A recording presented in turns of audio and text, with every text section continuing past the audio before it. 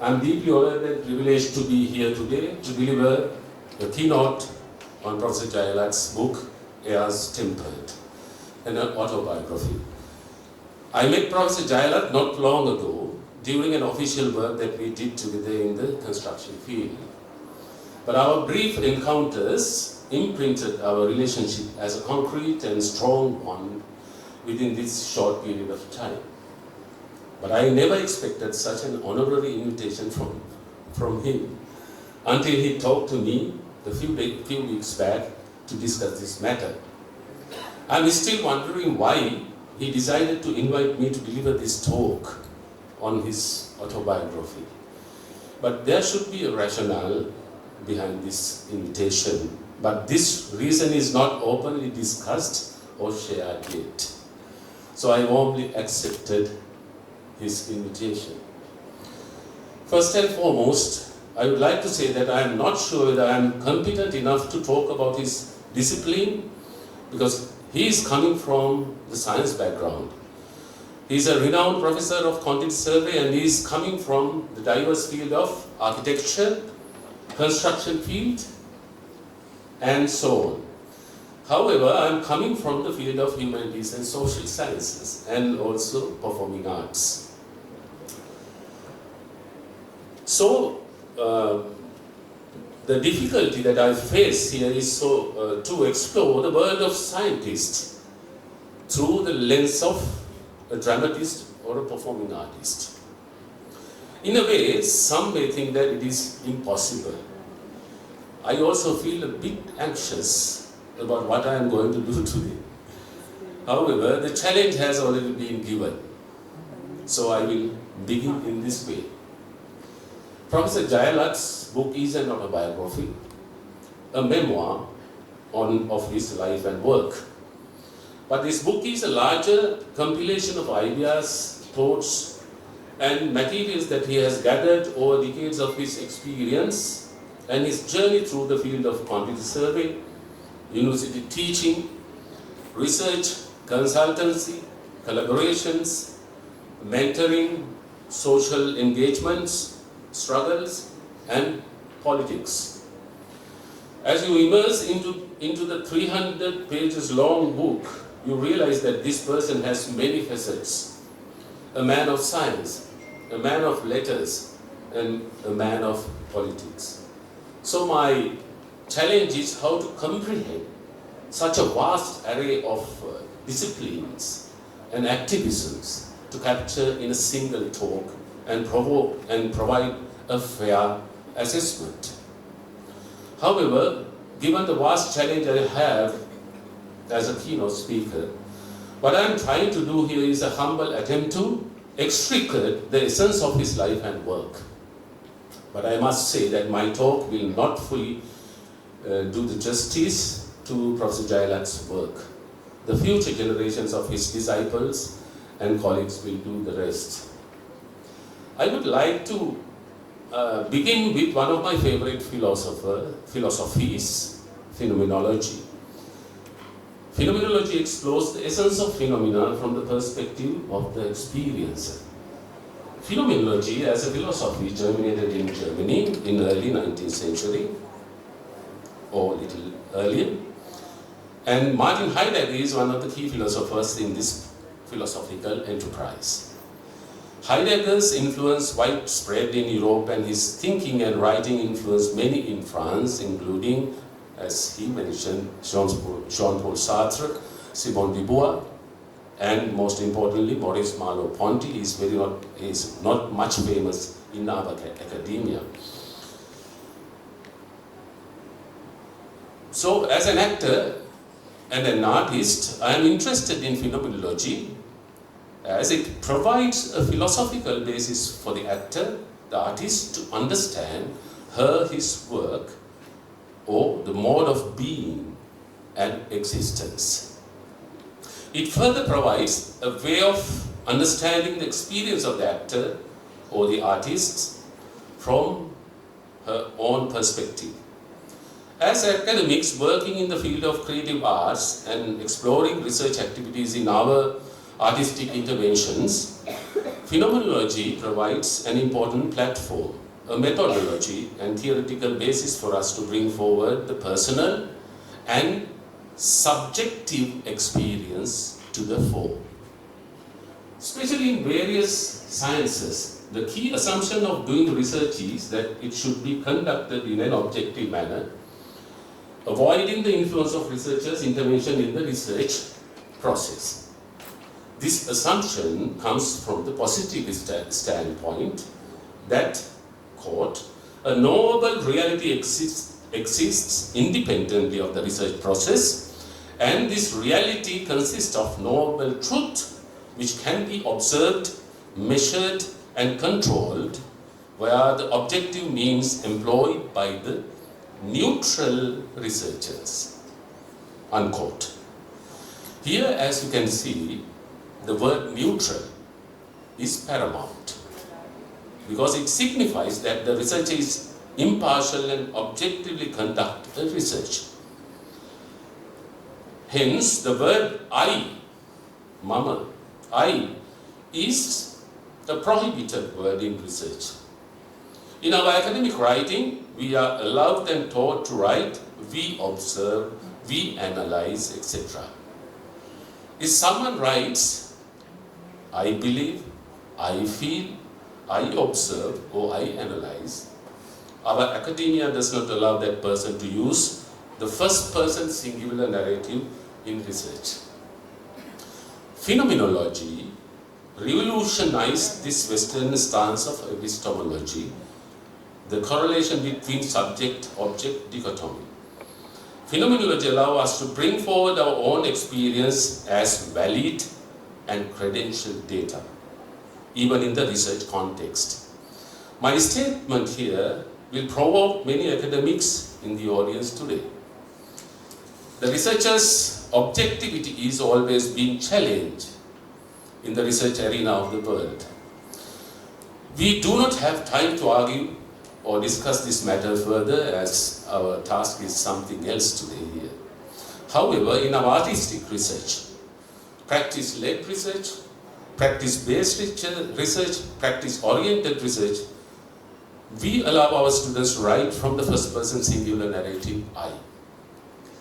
The individual experience, emotions, feelings, and thoughts can be extricated as valid data in academic research.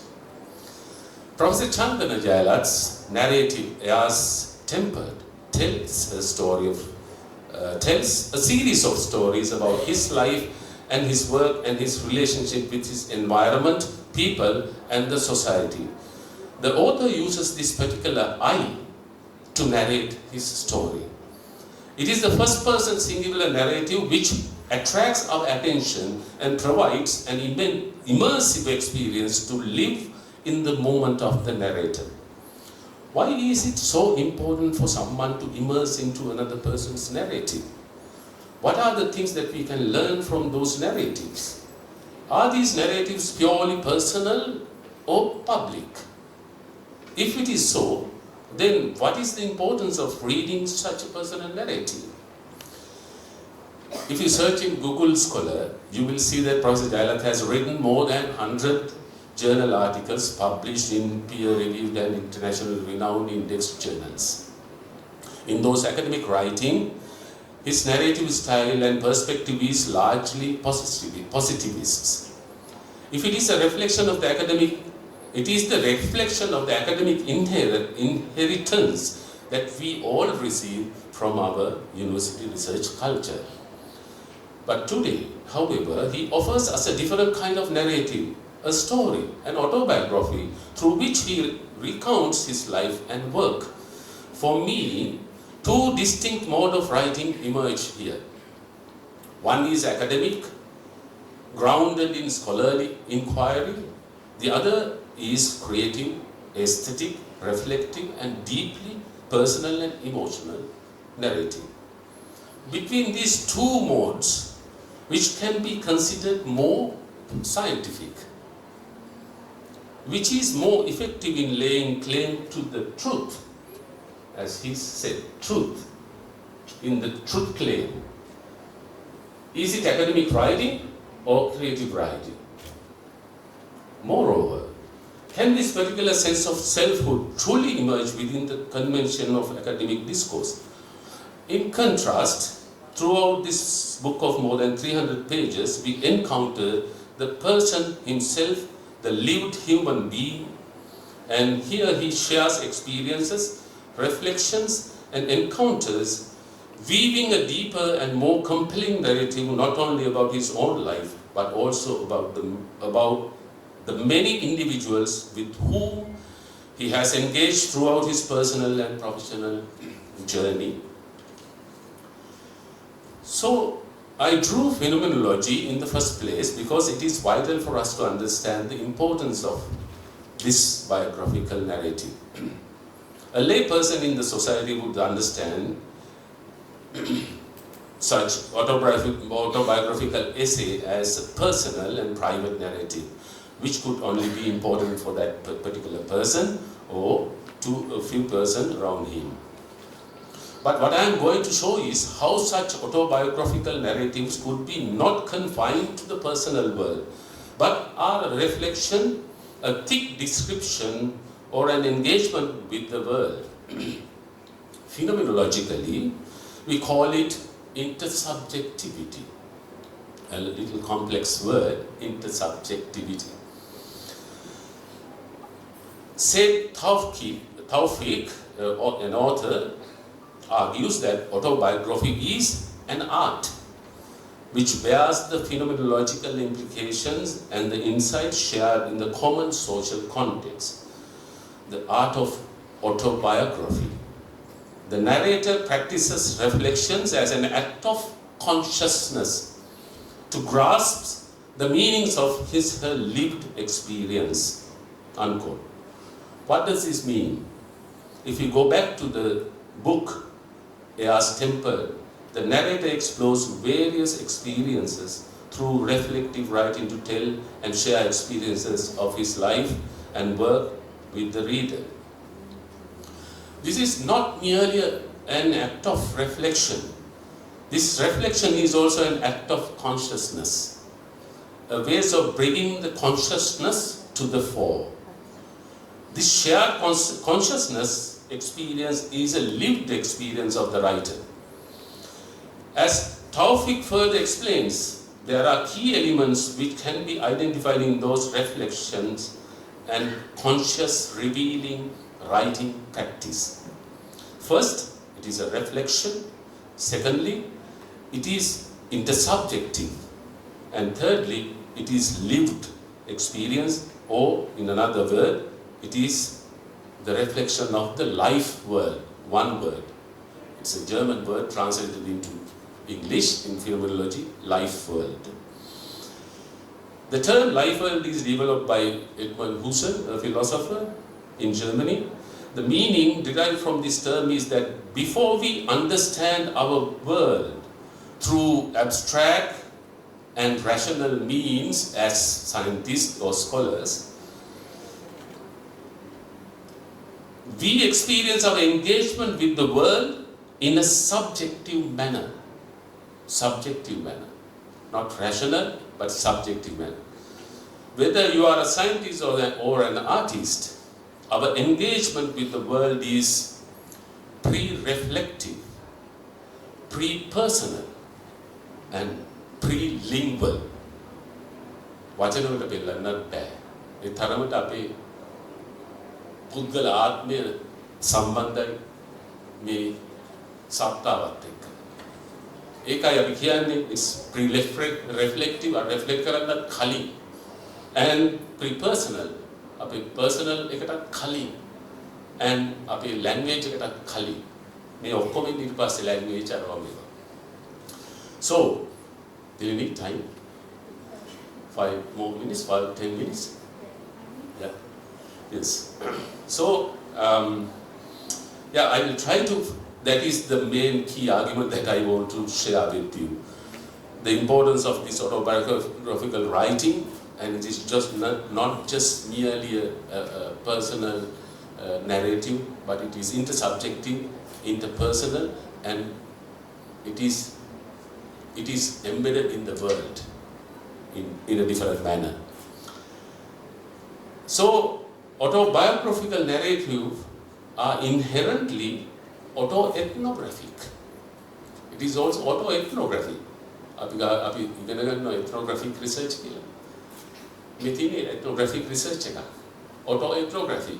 It is autobiographical and at the same time it is autoethnographic. And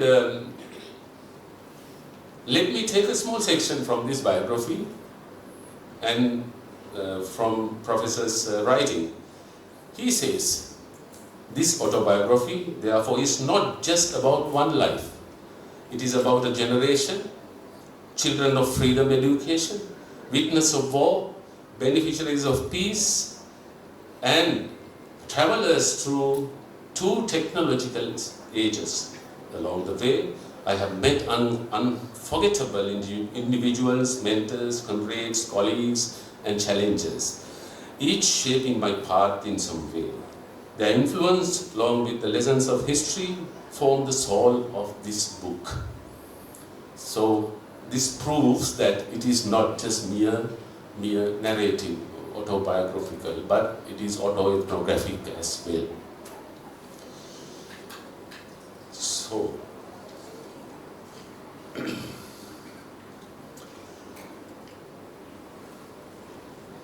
let me cut across a little bit, and as you go through these pages, you would encounter so many experiences, so many incidents, so many situations, and so many calamities that he has gone throughout his lifetime. All these other speakers mentioned the value of all these elements in different ways. So, starting from his father's influence in speaking in English at home, he has further studied classics from a teacher who has taught not only English but even Shakespeare and so on. Professor Jayalath says that while others were learning tenses and copied essays, I was reciting to be or not to be. That is the question from Hamlet. He was learning Hamlet's dialogue or monologues. Yes. Further into this chapters, we learn that Professor Jayalath encounters many people, activists, scholars, and so on. The compelling account of Professor Jayalath's encounter with his beloved wife further proves the power of intersubjectivity, the domain of human engagement, and the nourishment. Quote, Professor Jayalath says, this is an interesting quote that young lads can take notes, if you like, who are in the process of love. Love for us was not an algorithm. It was a writing, a patience. It was a waiting, a patience, a sacred scarcity. Each meeting a miracle, each word a monument. Trees were our cathedrals, campus benches our sanctuaries. The rickety buses that carried us home from rallies, our chariot of contemplation. When others flirted in emojis, we poured ourselves into letters. Fears, trembling, passed from hand to hand like contraband dreams. So, autoethnography further explores the connection between self and the culture. This book explores the author's journey through decades of social upheavals, turmoils, victories, and drawbacks. This remarkable voyage clearly explains how Professor Jayalath's self-revelation is all about the social and cultural evolution of our society.